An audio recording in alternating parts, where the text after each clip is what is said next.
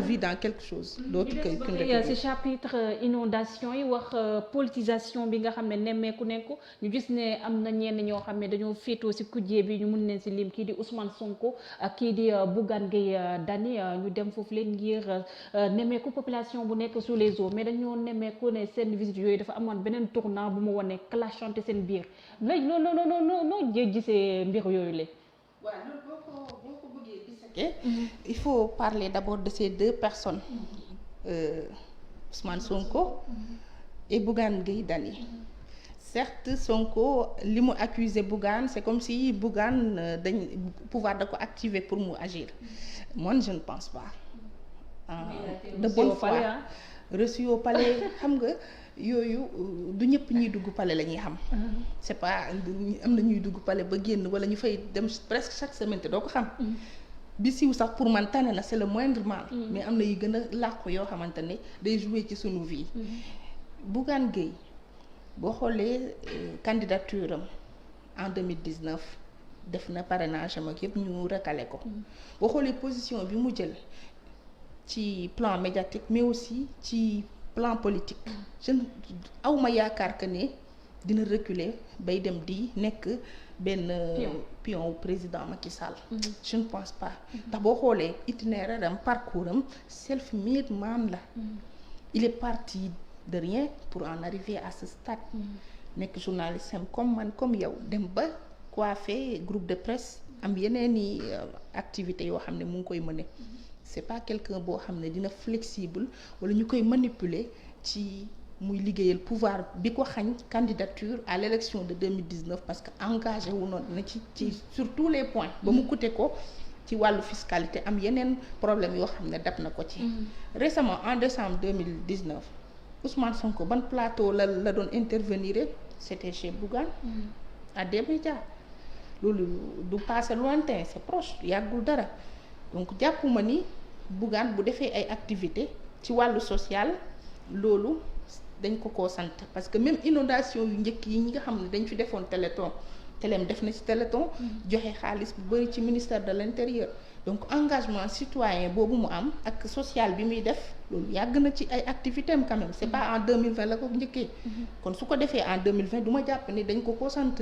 loolu dafa bokk ci calendrier parce que c'est sûr que am na ay ambition politique et il va pas lâcher prise am na lu mu bëgg alors Sonko Ousmane Sonko récemment je vois que il tire sur tout ce qui bouge xam nga am na koo xam ne moment bi dafa am posture bu inquiétant boo xam ne tere na nelaw en tout cas adversaire am muy Idrissa Seck le silence de Idi il est lourd c'est un silence bavard même si je peux me permettre c'est une posture boo xamante ne elle est stratégique parce que mënoo génn ci élection présidentielle en 2019 attaqué waat régime bi il faut un repli stratégique même ci arène bi mbër suñ ko daanee dimanche du demaat di sa gàtt dimanche prochain day defaru jiwaat dem seetaat écurie am da ngay dégg sax mu naan seppi nag kii ak kii parce que topp la wala dara jaay nañ ko donc après une présidentielle 1 an après munoo ñëw rek bëgg a attaquer wala ngay suivre di marquer à la culotte le pouvoir en place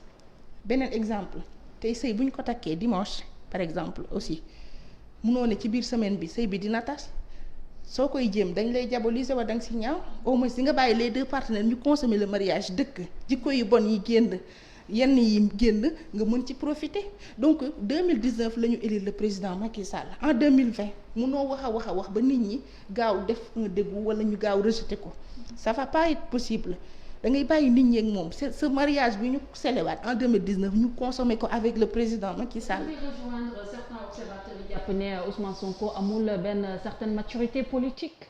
Je dirais pas qu'il n'a pas de maturité politique mais communication bi trop de communication tue la communication. Mais il faut aussi qu'il y ait un opposant aussi buy opposé au président Macky Sall. C'est pas en parlant ku wax feeñ. mais xanaa gisoo noppi idée bi ni ci nit ñi di waxee tout le temps. gis ne carrément mbënd bi gis ne avant ça mu def vacances agricoles. C'est très mobiliser toute une jeunesse aussi. C'est très bien parce que Sonko benn nit la yemal dayoo ci scène politique bi ci ay nit yu ko gëm mooy le président Abdoulaye Wade xam nga y a des inconditionnels du président Wade. Il était la constante et les autres les variables. Sonko aussi dafa am ay inconditionnels.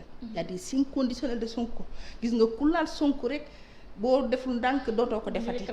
waaw kay liggéey loolu mu am. moom ak Maître Wade laa ko gis parce que le président Macky Sall amul inconditionnel. La preuve bu ñu koy attaqué doo gis kenn ku génn pour mën a riposter le président Macky. Même ci inondation il a fallu mu demander à des responsables ñu dem au niveau des populations jéem leen aider donc kooku il est seul xanaa des fois il y a la première dame qui vient à la rescousse loolu président amu ko mais Sonko am na ko il a des inconditionnels léegi li ko dese mooy def travail de massification à la base. loolu nit ñi bëggee ko mu concrétiser ko rationaliser ko ba mu doon du concret. loolu la laaj parce que fii ba 2024 du course de vitesse course de fond la. sànq yaa ngi wax ne que Sonko il est en train de tirer sur tout ce qui bouge est-ce que le fait que mu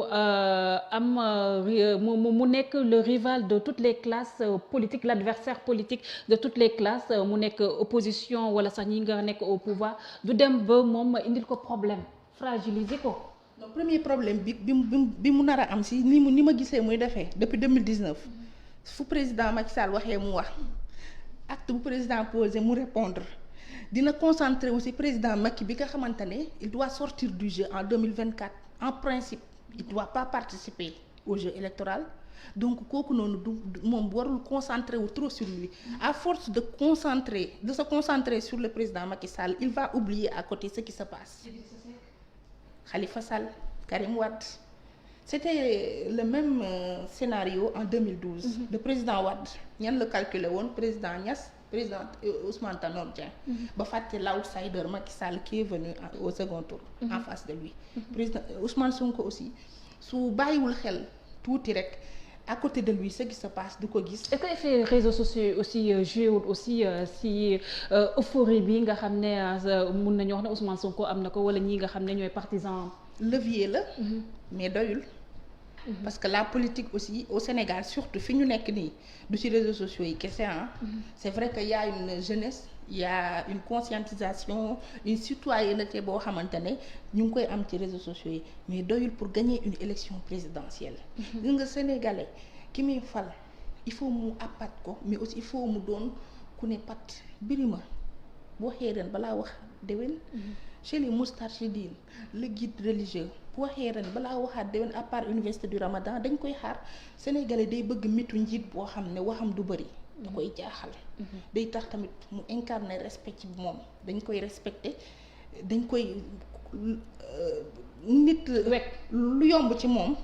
bu yàggee soof ko. mais aussi lu jafe la perle rare xam nga sama benn kii day wax ne. or métal la. comme fer et tout. mais lan moo ko jox valeur rareté. mais des fois aussi bu ñu sénégalais bu ñu amutoon benn politicien bu mel comme Ousmane Sonko est-ce que mënuñoo jàpp ne ko aussi président benn Macky Sall dina nekk ci benn confort boo xam ne dina tax du mën a sax secouer un tout petit peu parce que dañuy gis ne Ousmane Sonko bu génnee rek da nga gis ne ñenn ñi nga xam ne ñoo féetoo ci président Macky Sall dañuy gis ñu nekk aussi devant les télés aussi pour s'expliquer est-ce que tamit président Ousmane Sonko n'est-il pas un mal nécessaire pour ce pays aussi, Ndeye Fatou? Est-ce qu'il est un mal? Je pense pas.